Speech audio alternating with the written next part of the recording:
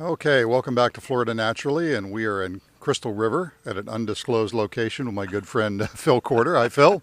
Hey, how you doing? You had some excitement here recently. You had an alligator that was captured. Tell us the details of why the trappers were called in.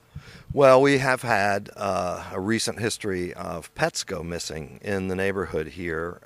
This is a pretty well-developed corner of Kings Bay, and some of us have dogs and cats that we really love, and then you get up in the morning and they're gone, or you let them out in the yard to go potty and they disappear, particularly in the evening. And so one of our neighbors down here who operates a boat on a very frequent basis noticed an alligator cruising back and forth right in this little corner of our bay, and frankly, we were worried about it. And we have children visit, and these gators sometimes just lie in wait. So we decided this was one gator that ought to be moved or disposed of in some way. And there are lots of natural areas around here for them to live, but this corner has gotten to be a bad spot. So the trappers come. Just kind of describe what they went through, how they caught the thing. It was a 4-step process. First, they take a nasty old cow lung that's half rotten, put it on a hook, on a rope, and drop it out here in the water. And he came over one night, set the hook, and in the morning when I came out to walk the dogs, I saw a gator on the end of the line, but his line was twisted around one of the propellers of one of the boats here at my dock.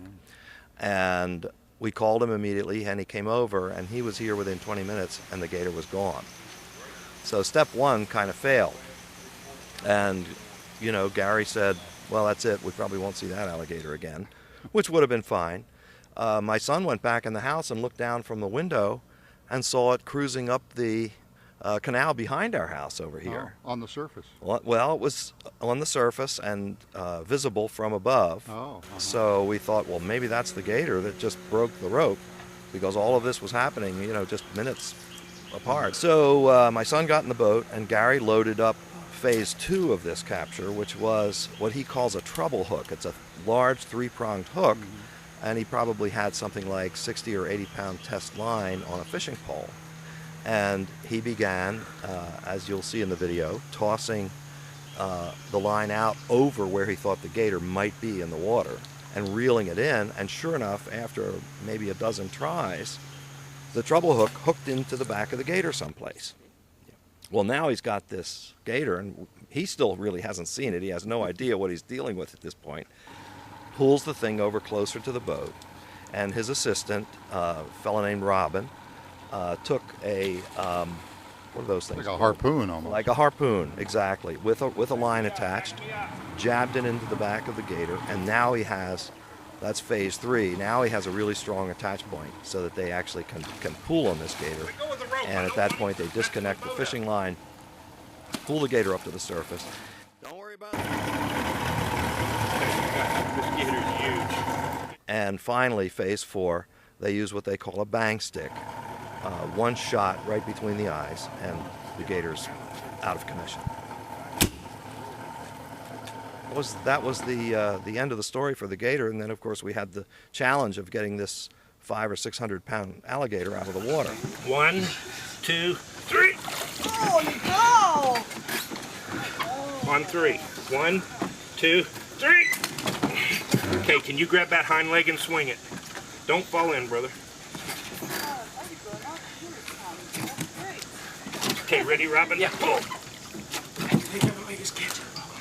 Pull.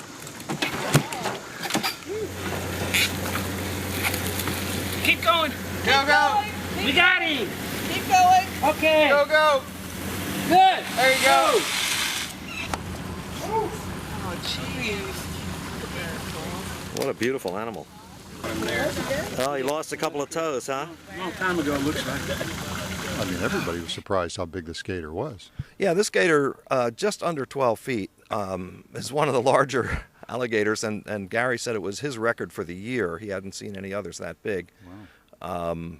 That's a big animal, and of course, when they become acclimated to a community like ours, they can be quite dangerous. What happens to the carcass?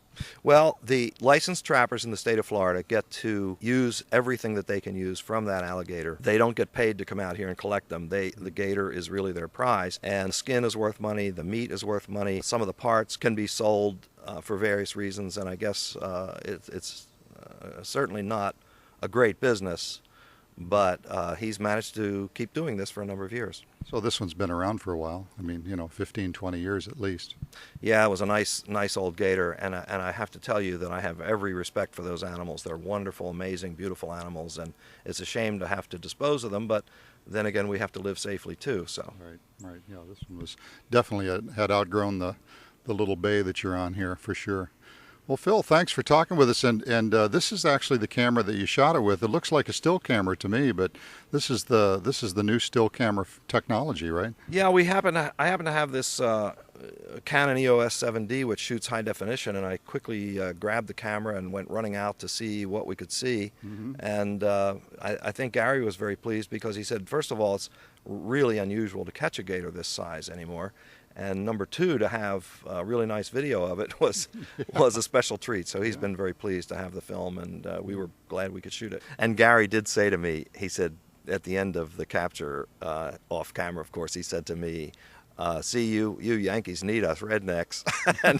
and I'll tell you, this guy was really skilled at what he did.